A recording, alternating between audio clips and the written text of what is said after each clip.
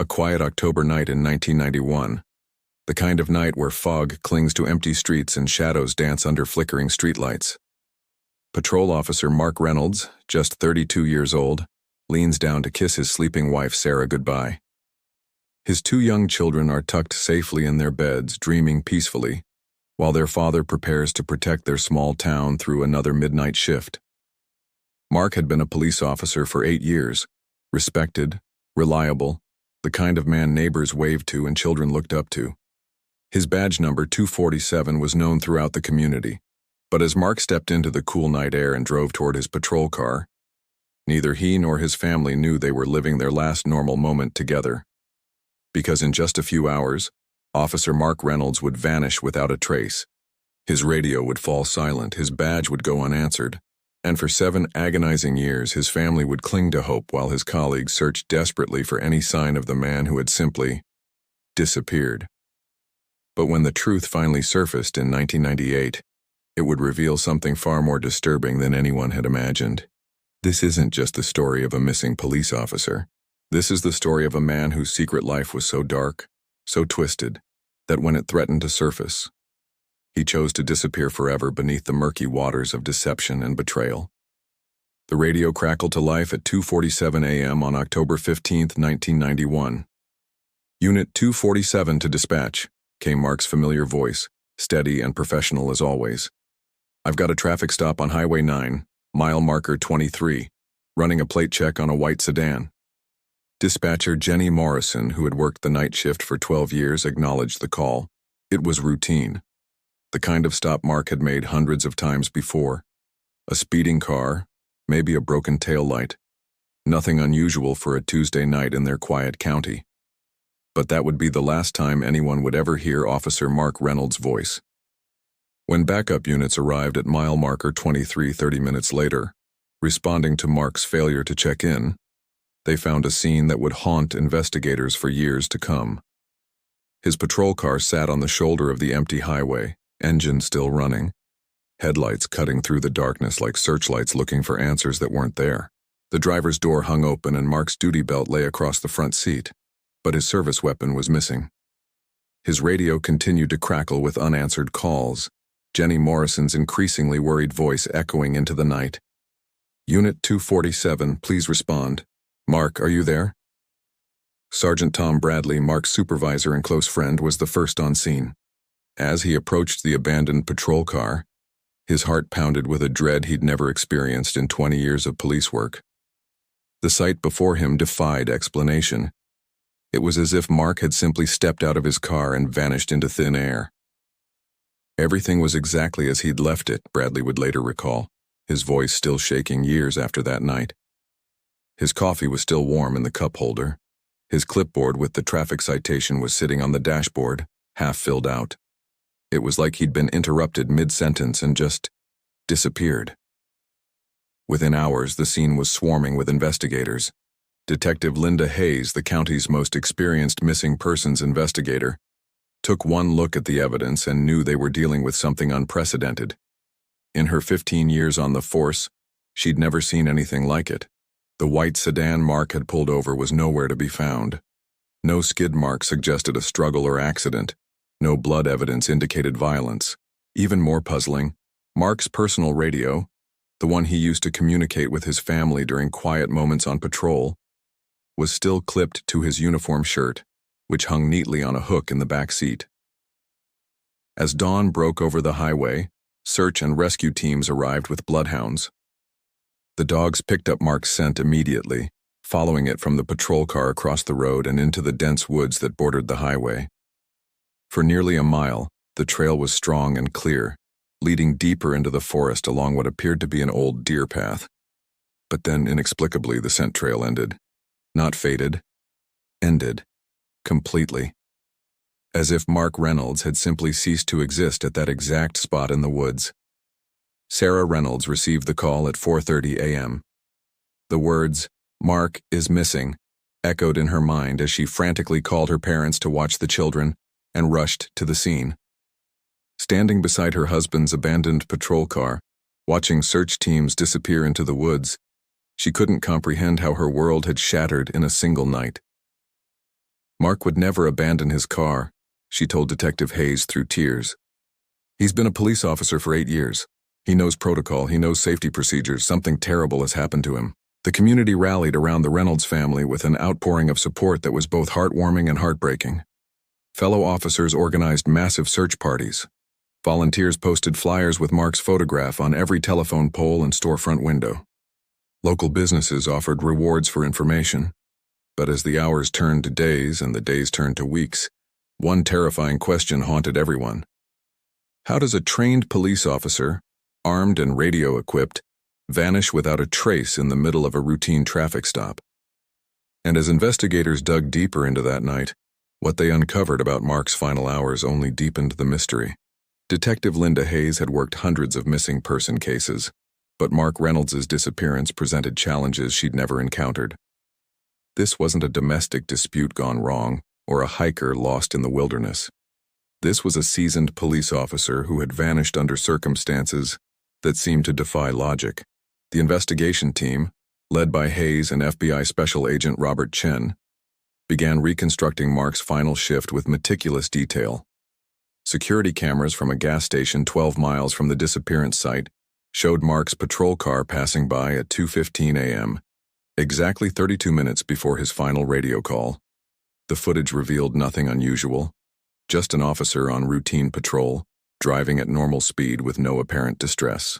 But as investigators dug deeper into Mark's activities leading up to that night, disturbing patterns began to emerge. Bank records revealed that Mark had made 3 unusual cash withdrawals in the week before his disappearance, totaling nearly $4,000, far more than his typical spending pattern suggested he would need. Even more puzzling was the discovery made by Detective Hayes when she searched Mark's locker at the police station.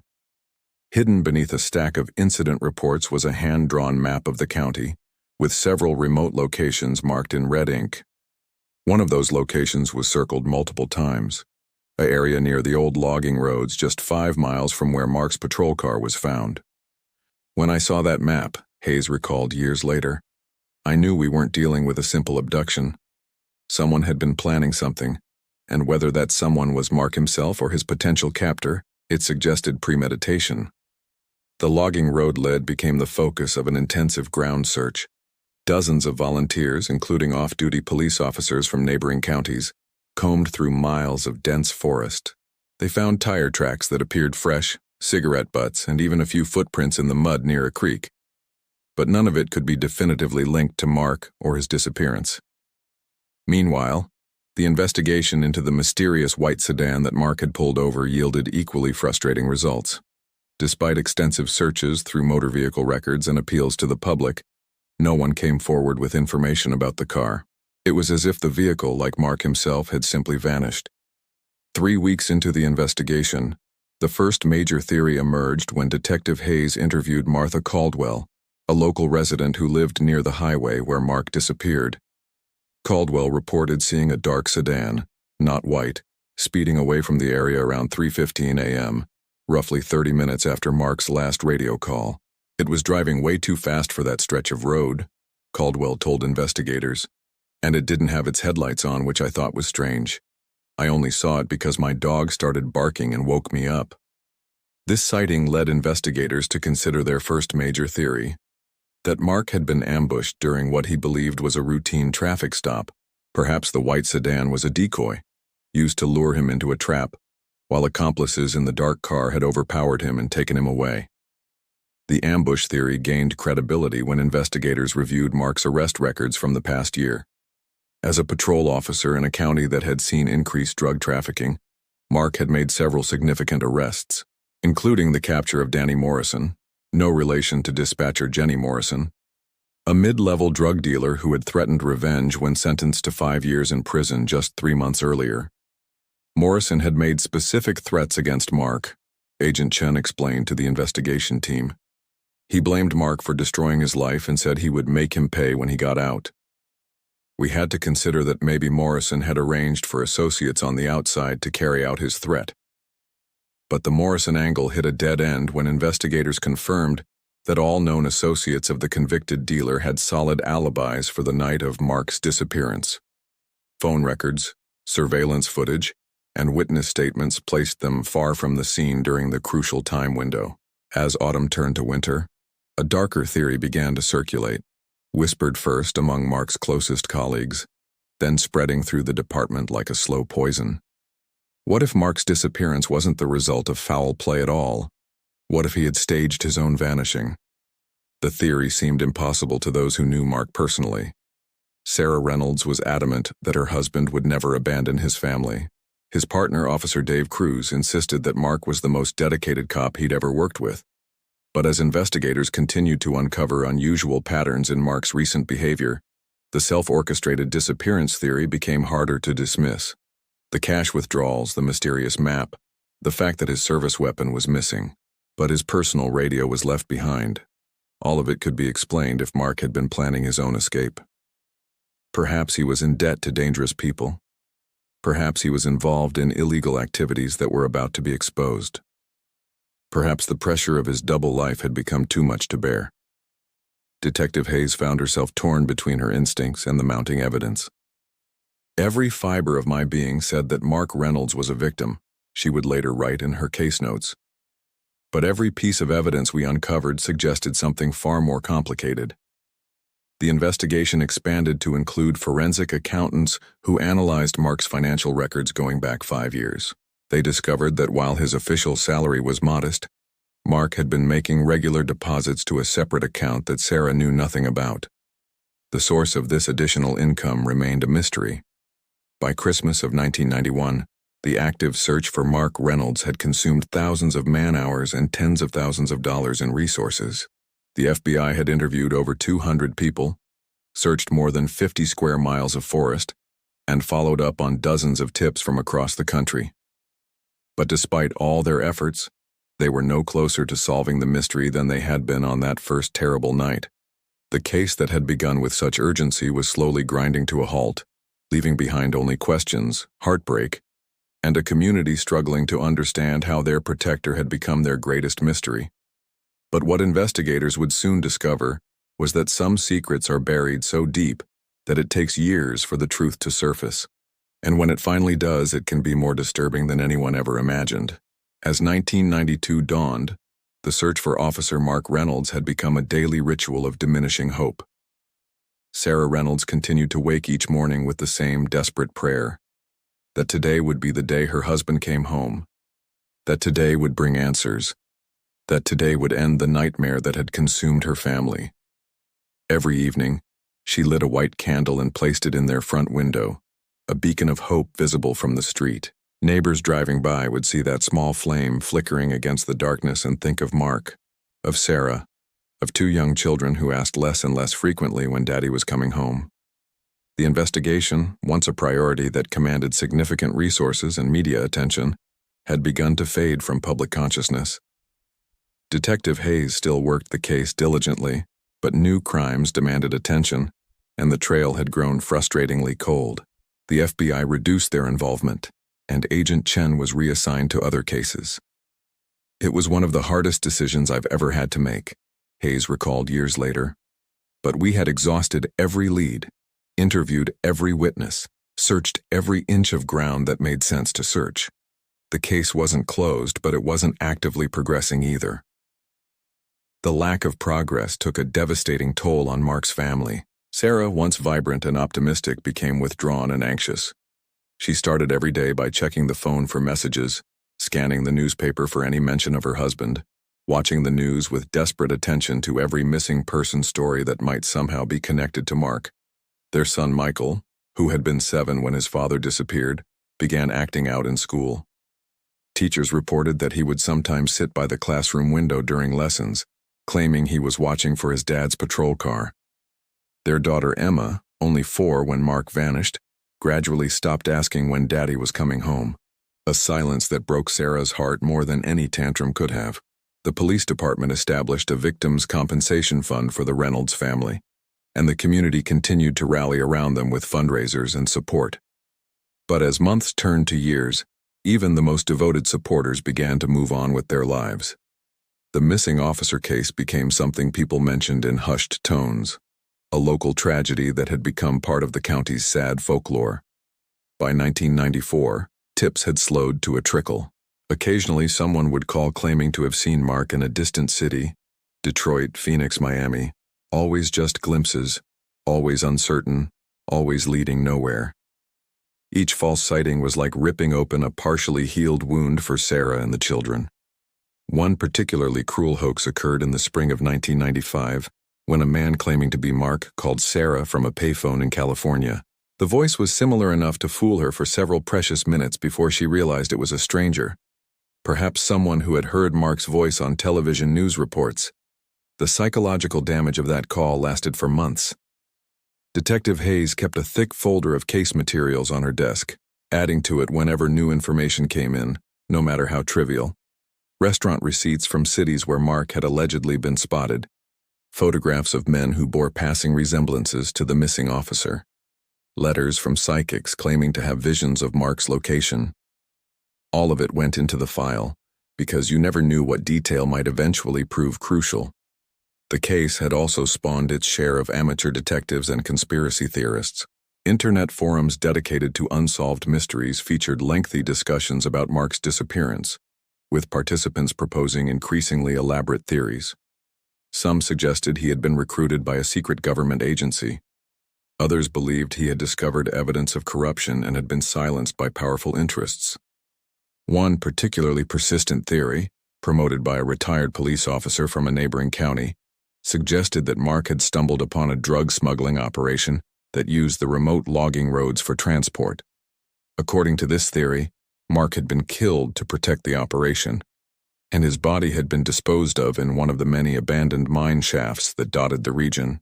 This theory led to several expensive search operations in 1996 and 1997, with specialized equipment brought in to explore old mines and quarries. Each search generated brief renewed hope for the Reynolds family, but each also ended in disappointment when nothing was found. The logging road theory was particularly painful for Sarah because it suggested that Mark had died quickly, possibly on the very night he disappeared. Part of her had always held on to hope that he was somewhere out there, alive but unable to return for reasons she couldn't understand. The idea that he had been dead all along was almost too much to bear. By 1997, the case file for Mark Reynolds' disappearance had grown to over 3,000 pages. It contained witness statements, forensic reports, search records, financial analyses, psychological profiles, and hundreds of photographs. But for all its impressive bulk, the file was missing the one thing that mattered most: answers. Detective Hayes, now nearing retirement, had worked dozens of missing person cases during her career, but Mark's disappearance remained her greatest professional frustration. She had theories, she had suspicions, she had a deep understanding of every detail surrounding that October night in 1991, but she had no resolution. "I used to lie awake at night thinking about that case," Hayes later admitted, "going over every piece of evidence, wondering what I had missed, what I should have done differently.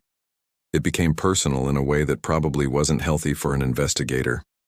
The 6th anniversary of Mark's disappearance came and went with little fanfare. A brief mention in the local newspaper, a small gathering at the police station where his colleagues shared memories, and another lonely candle lit in Sarah's window. The case had effectively gone cold, joining the ranks of unsolved mysteries that haunt law enforcement agencies across the country. Mark's badge number, 247, had been retired from service. His nameplate still hung in the department's Hall of Honor, beneath a small plaque reading "Missing in the Line of Duty." New officers would sometimes ask about the empty patrol car space in the garage, and veteran cops would tell them the story of the officer who had vanished into the night. But cold cases have a way of heating up when you least expect them. Sometimes it takes years for evidence to surface, for witnesses to come forward, for technology to advance enough to reveal secrets that were hidden in plain sight. And in the summer of 1998, 7 long years after Officer Mark Reynolds had disappeared, a fisherman would cast his line into a remote river and reel in a clue that would shatter everything the community thought they knew about their missing hero. The morning of July 23, 1998, dawned clear and bright over Willow Creek, a meandering river that cut through the dense forests about 15 miles from where Mark Reynolds had vanished 7 years earlier. For 68-year-old retired mechanic Bob Patterson, it was perfect fishing weather.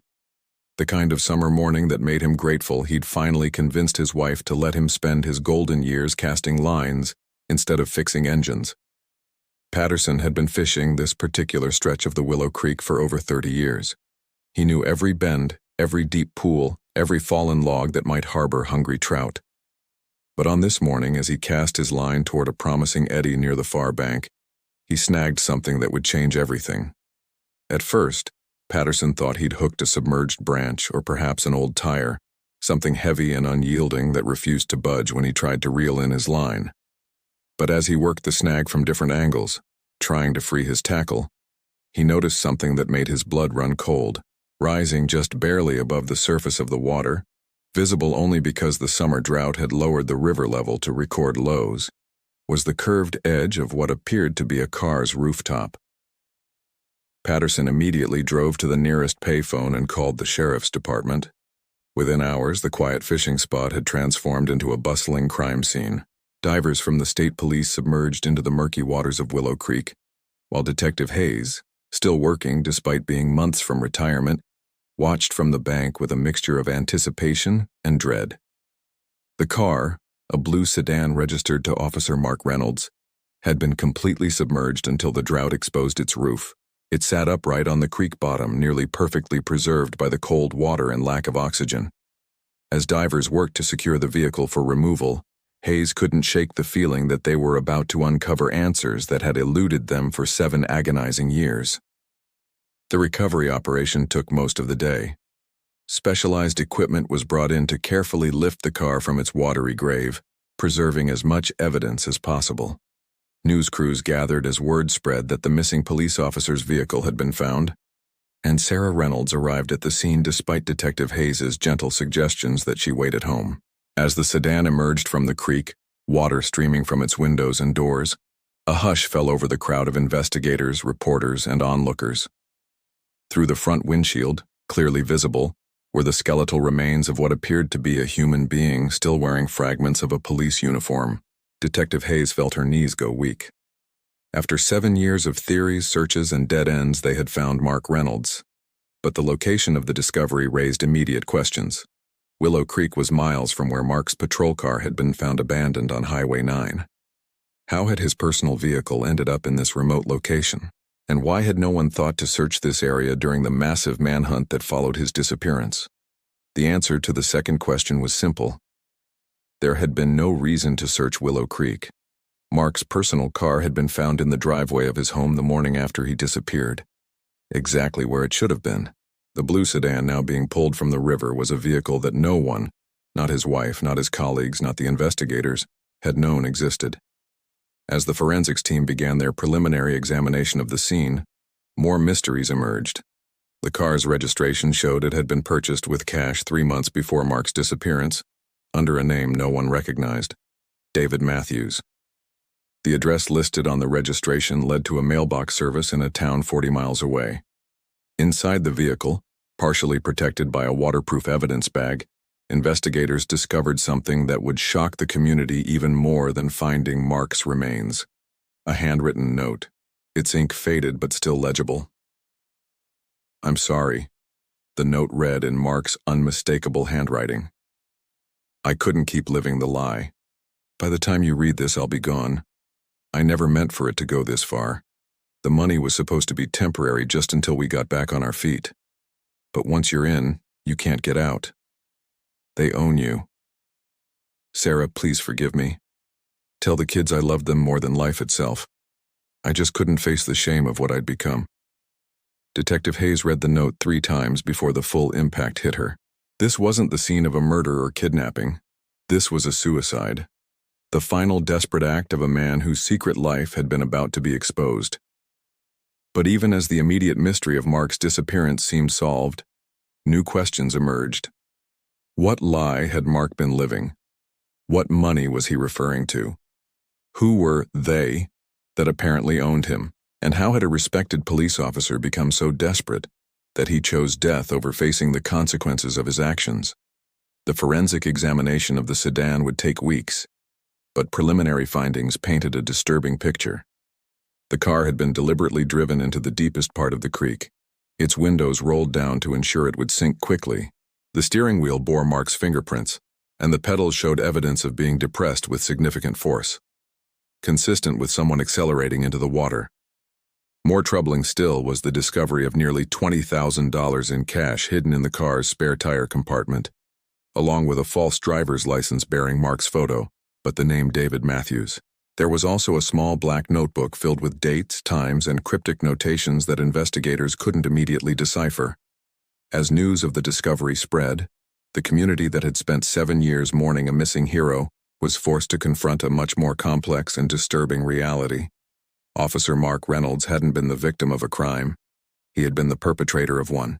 But the full scope of Mark's secret life and the desperate circumstances that led him to drive his hidden car into Willow Creek that October night in 1991 wouldn't become clear until investigators began decoding the contents of that mysterious black notebook.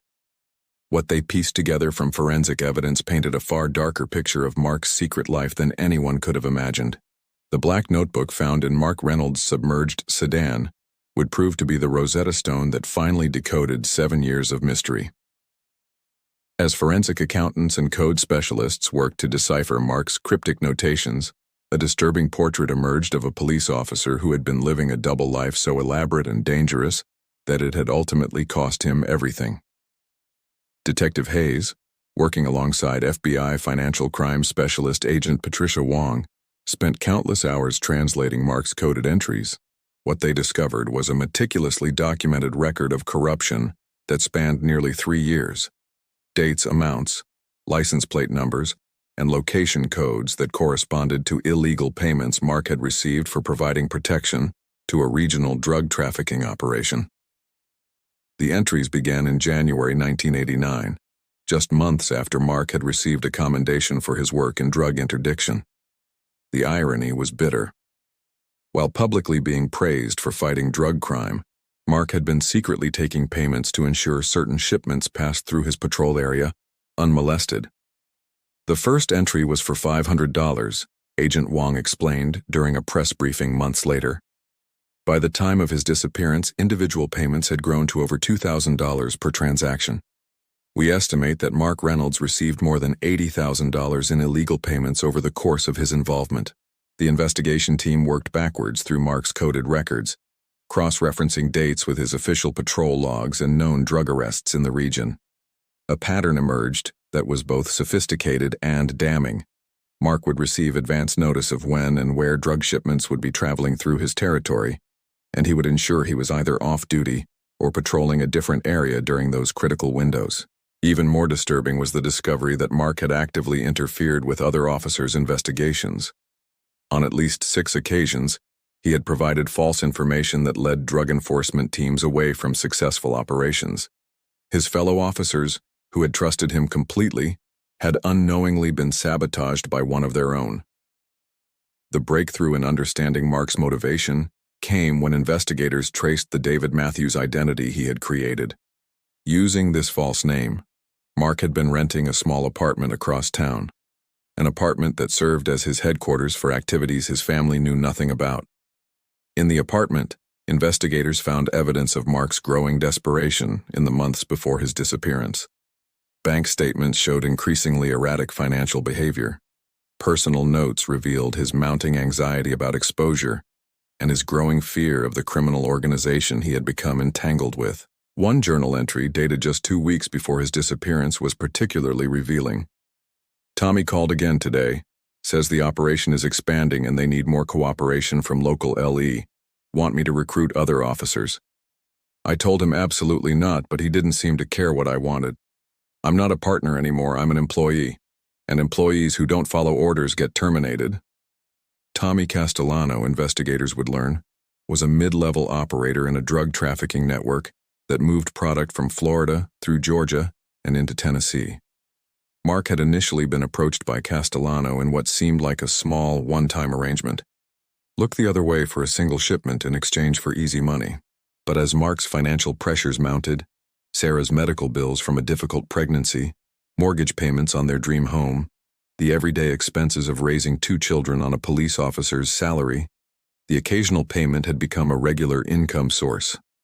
And regular income sources, as Mark learned too late, come with regular obligations. The coded notebook revealed that by 1991, Mark was providing Castellanos' organization with intelligence that went far beyond simply avoiding detection.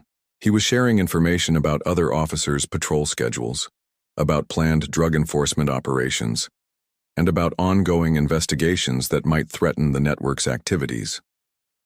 What we found was a police officer who had been systematically betraying his oath, his colleagues, and his community for nearly 3 years, Detective Hayes told reporters. But we also found a man who was clearly struggling with what he had become, and who seemed increasingly desperate to find a way out. That desperation became critical in September 1991, when the Tennessee Bureau of Investigation launched a major operation targeting drug trafficking in the region. Unknown to Mark, the TBI had been building a case against Castellanos' network for months, and they were getting close to making arrests. Internal police communications from that time period, reviewed during the investigation, revealed that Mark had been asking unusual questions about TBI operations, questions that his supervisors had noted but not considered suspicious at the time. He had volunteered for overtime shifts that would give him access to interdepartmental communications, and he had made several requests to review case files that weren't directly related to his patrol duties. The final piece of the puzzle came when investigators tracked down Tommy Castellano, who had been serving time in federal prison since 1994 on unrelated charges. In exchange for consideration on his sentencing, Castellano provided a detailed account of his relationship with Mark Reynolds. According to Castellano, Mark had become increasingly unreliable in the weeks before his disappearance. He was drinking heavily, missing scheduled meetings, and expressing concerns about his family's safety if his involvement was discovered. When Castellano informed Mark that the organization expected him to recruit additional police officers, Mark had refused outright. "He got all moral on us," Castellano told investigators with obvious disgust. "Started talking about how he'd gone too far, how he needed to get out. I told him that wasn't how it worked. You don't quit this business. It quits you." The confrontation between Mark and Castellano occurred on October 10, 1991. Just 5 days before Mark's disappearance. Castellano had demanded that Mark provide detailed information about the TBI operation, information that would have compromised ongoing investigations and potentially endangered other law enforcement officers. Mark's final notebook entry, made on October 14th, the day before he vanished, read simply, "They know about the TBI investigation. They know I can't deliver what they want. Meeting tomorrow night to discuss options. I think I know what that means. I'm sorry, Sarah. I'm so sorry." The picture that emerged was of a man trapped between his own criminal involvement and his remaining shreds of conscience. Mark couldn't provide the intelligence Castellano demanded without betraying law enforcement officers who might be killed as a result. But he also couldn't refuse without facing deadly consequences for himself and potentially his family. The traffic stop that Mark had called in during his final shift, the stop that supposedly involved a white sedan, had never actually occurred.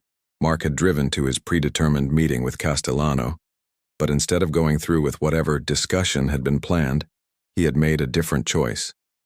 He had driven his secret car, the blue sedan registered to David Matthews, to the remote banks of Willow Creek.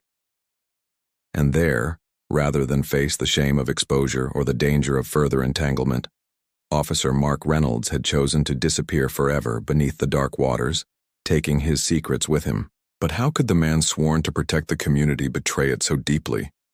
The answer, investigators would learn, lay in the gradual erosion of moral boundaries that can trap anyone who believes they can control forces beyond their understanding. The revelation of Mark Reynolds' true fate sent shockwaves through a community that had spent 7 years grieving a fallen hero. The image of the dedicated patrol officer, the loving father, the man whose badge number had been retired in honor, all of it crumbled in the face of evidence that painted Mark not as a victim, but as a corrupt cop whose double life had led to his own destruction. For Sarah Reynolds, now 39 and trying to rebuild a life that had been frozen in time since 1991, the truth was almost more devastating than the mystery had been. During those 7 years of uncertainty, She had at least been able to hold on to the image of Mark as the good man she had married, the father who had loved his children, the officer who had served his community with pride. "I spent 7 years hoping he would come home," Sarah told a local reporter months after the truth emerged. "I lit candles, I prayed. I never gave up hope that somewhere out there my husband was trying to find his way back to us."